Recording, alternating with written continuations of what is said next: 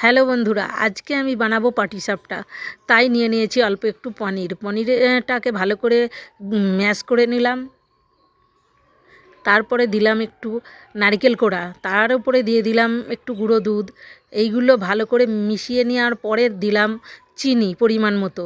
চিনি দিয়ে ভালো করে মেখে নিয়ে আমি কড়াইতে দিয়ে দেব একটু গরম করার জন্যে। কড়াইতে ভালো করে গরম করে নেড়ে চেড়ে বানিয়ে ফেললাম পুর। এইবার আমি ওটা রেখে দিয়ে পাটিসাপটার গোলা বানানোর জন্যে আমি উপকরণগুলো রেডি করব।